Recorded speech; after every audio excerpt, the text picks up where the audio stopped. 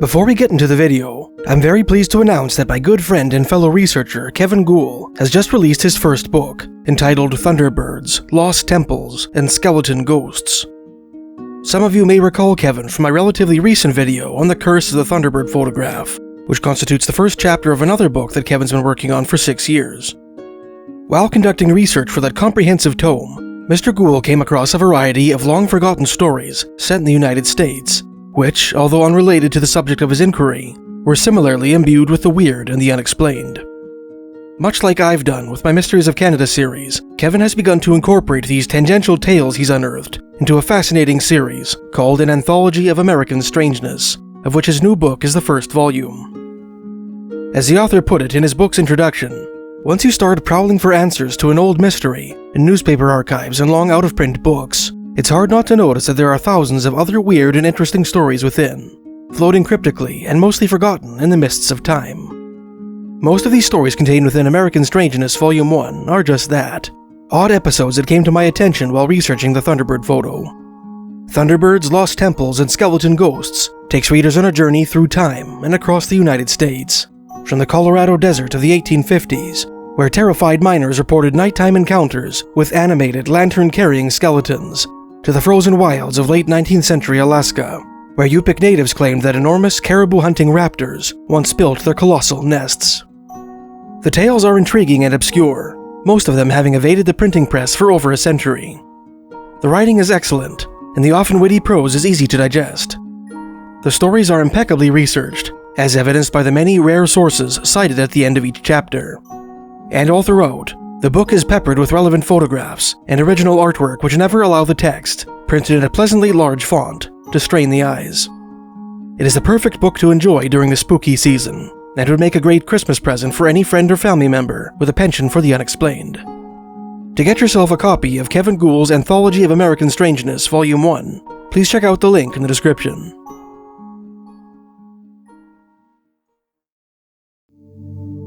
Some modern anthropologists have called the United States a melting pot, in which cultures from all over the world are melded together into a homogeneous American stew. Conversely, Canada has been called a cultural mosaic, a collection of distinct subcultures which retain their unique identities, united only by geography and federal governance.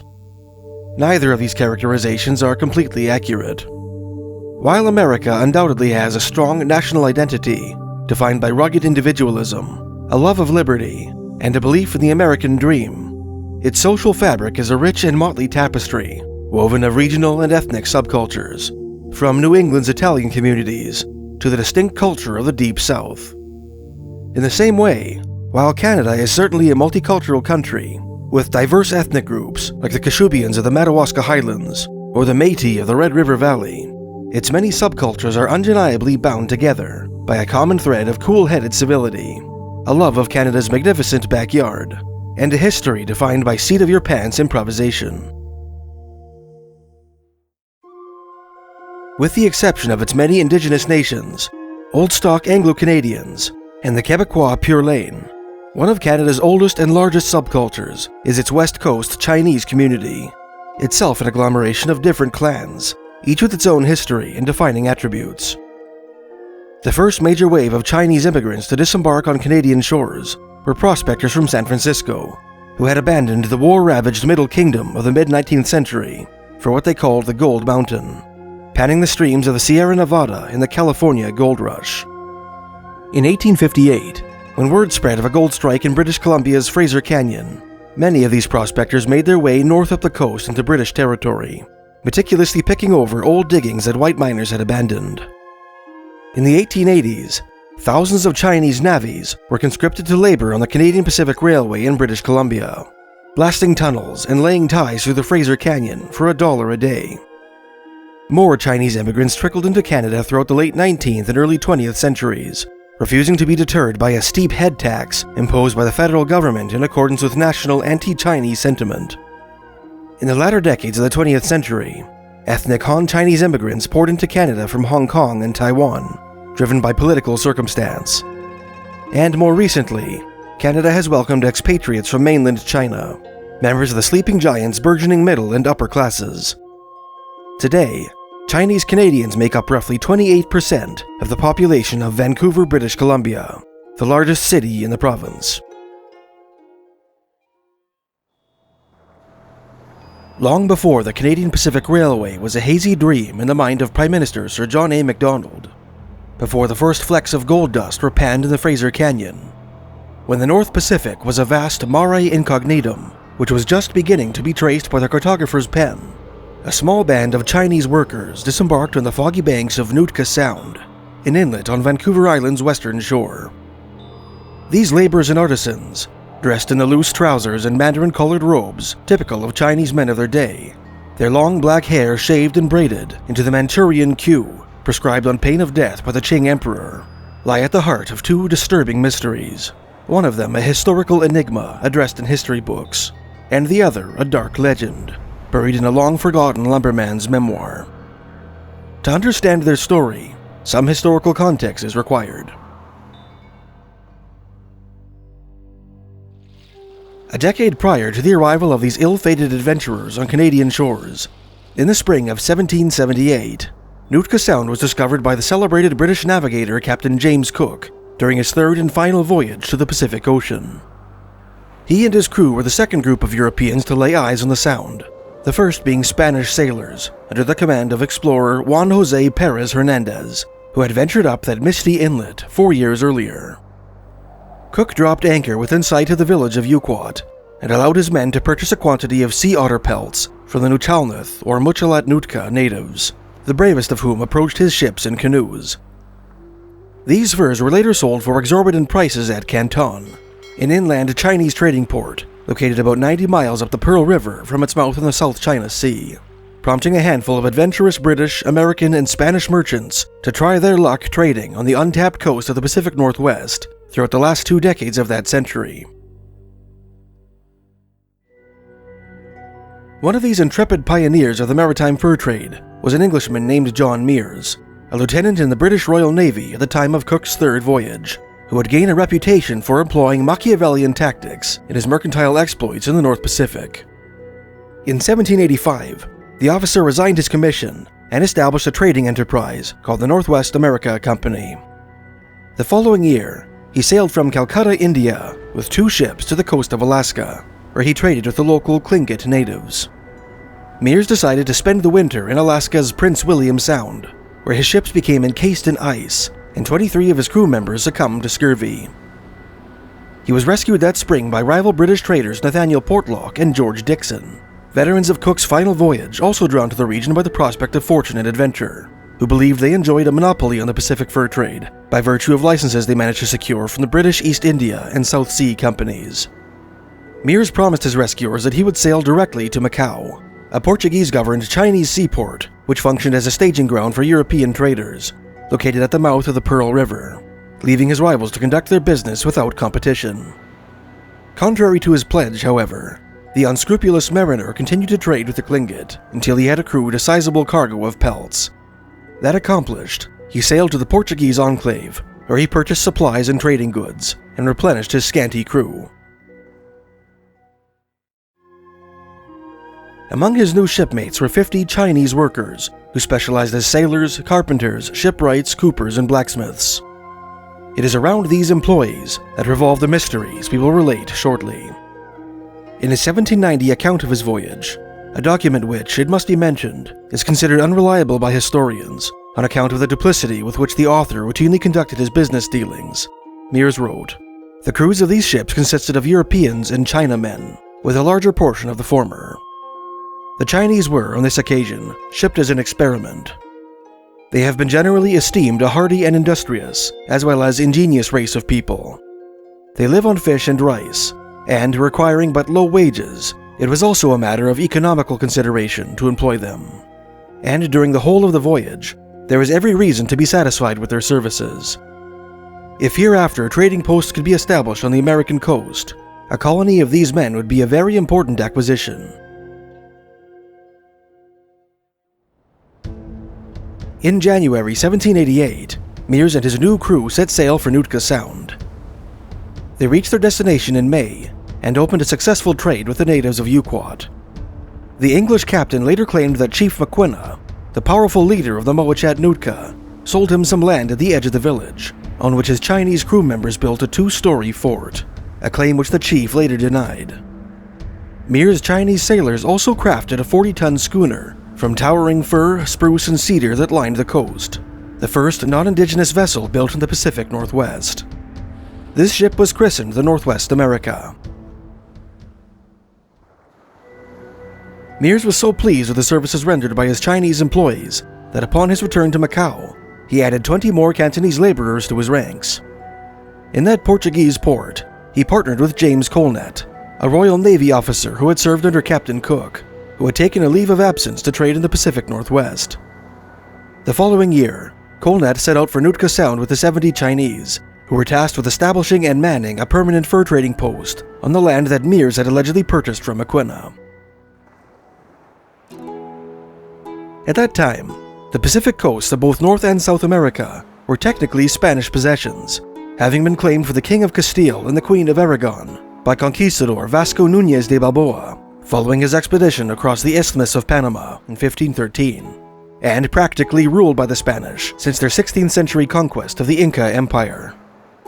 With the exceptions of scattered raids by English and Dutch privateers, the most famous among them being Elizabethan pirate Sir Francis Drake, the Pacific holdings of New Spain had enjoyed centuries of peace and isolation, unthreatened by rival European powers, and thus the Spanish had little incentive to explore the rugged western shores of their New World colony north of their Mexican silver mines.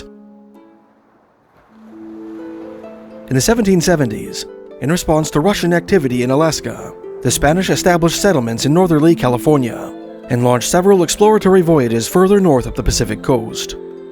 When they were alerted to British trading ventures off Vancouver Island, they resolved to forcefully assert their sovereignty in the North Pacific.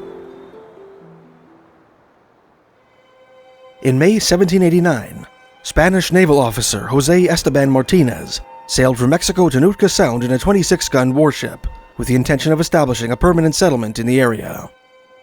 Upon his arrival, he found the Sound occupied by 3 ships, 2 of them American vessels under the command of merchant captain Robert Gray, another pioneer of the maritime fur trade, and the third being one of Meares' vessels, called the Iphigenia, captained by Scottish mariner William Douglas. Martinez encountered the Americans on their way out of the Sound, and, after giving them presents of brandy, ham, and sugar, allowed them to leave. He then set his sights on the British vessel, the presence of which posed a graver affront to Spanish sovereignty in the region.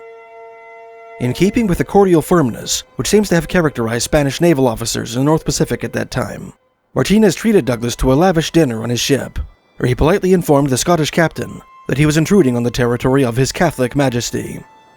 He then seized the British vessel and imprisoned her crew, only to release them several days later with a warning not to return to Nootka Sound. On June 8th, Meares' new ship, the Northwest America, sailed into Nootka under the command of Captain Robert Funter, laden with furs purchased further up the coast. Martinez appropriated the vessel and absorbed it into his own tiny fleet, renaming it the Santa Gertrudis La Magna. On July 2nd, James Colnett finally arrived at Nootka Sound with Meares' 70 Chinese settlers, hoping to erect a permanent fur trading post near the Muchalat village as planned.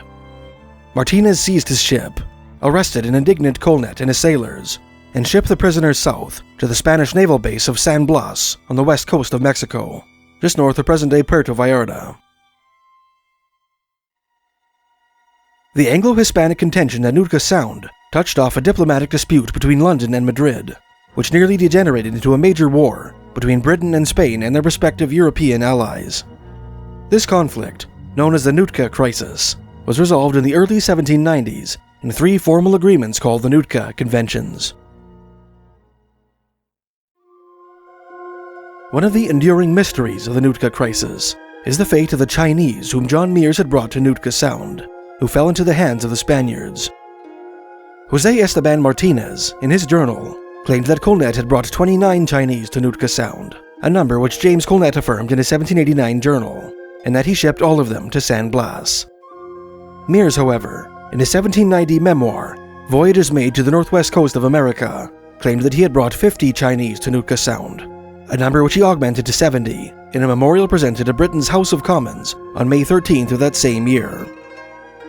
Barring the possibility that Meares, for his own inscrutable purposes, gave inaccurate figures. What can account for the discrepancy in the alleged numbers of Chinese settlers brought to Vancouver Island? Meares himself, in his memorial to the House of Commons, wrote, Don Martinez had thought fit to detain the Chinese and had compelled them to enter the service of Spain. He claimed that the Spaniards later employed the Chinese in mines built on the land that he himself had allegedly purchased from Maquina. Other historians have suggested that the Spanish captain employed the Chinese in building a Spanish settlement near Yuquot, called Santa Cruz de Nootka, complete with an artillery battery called Fort San Miguel, and later a second fort called San Rafael, all of which were dismantled shortly after construction. Others still have proposed the Chinese escaped their captors and were later killed by the Nootka. One of the most fascinating theories as to the fate of these vanished immigrants appears in a long-forgotten article in the June 3, 1905 issue of the Victoria Daily Times.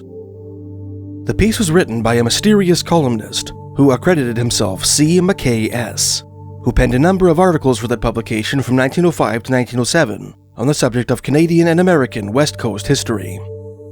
The writer claimed that, in the summer of 1869, 80 years after the events which sparked the Nootka Crisis, he went on a lumber hunting excursion up what he called the Nuu-chah-nulth River on Vancouver Island.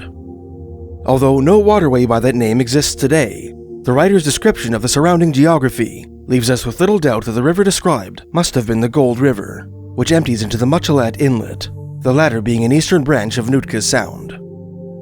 Masquerading as a British Royal Navy officer in search of timber for spars, which he hoped would earn him more respect from the local natives, the columnist chartered a Victoria steamboat to Nootka.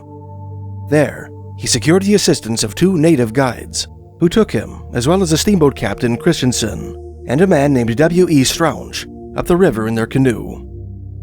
When they reached what is probably the Heber Canyon, they cached their vessel and proceeded upriver on foot, shouldering their blankets and provisions.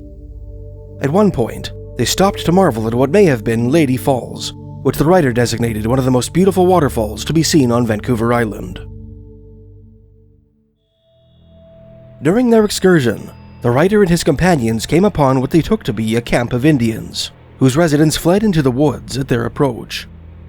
Although we made many efforts to induce them to come back, the columnist wrote, they would not return. After exploring the area for some time, and finding that white pine was not sufficiently abundant there to suit their purpose, the party returned down the river, stopping again at the mysterious native camp, whose occupants remained hidden in the woods. Upon their return to Nootka, the writer and his companions learned that the strange natives who had avoided them on the river were supposed to be the half-breed descendants of the Chinamen brought to Nootka Sound by John Meares, eking out a miserable existence in the mountainous interior of Vancouver Island.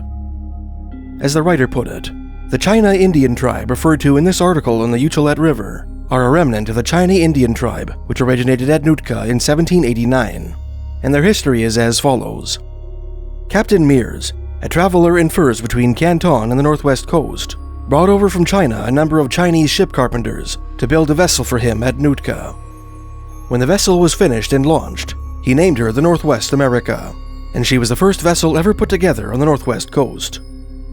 On his return to Canton, about one half of the Chinese carpenters returned to their homes in China, while the other half remained at Nootka and took Indian women for wives.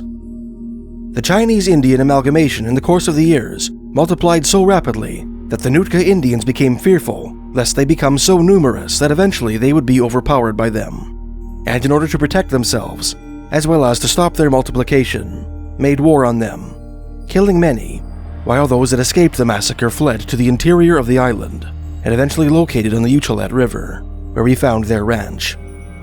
Some years afterward, they were attacked in their new home on the Nuu-chah-nulth, and nearly all of them were slaughtered. And since that time, they have been wanderers in the mountains, fearing to return to their homes. The writer concluded by suggesting that the mysterious Vancouver Island wild man, who was the subject of a number of contemporary newspaper articles, who had been spotted near Horn Lake on the other side of the island the previous December, and who was supposed to have been shot on the shores of Union Bay 1 month earlier, might not be a feral Caucasian as was widely conjectured, but rather one of these poor outcasts of the China Indian tribe.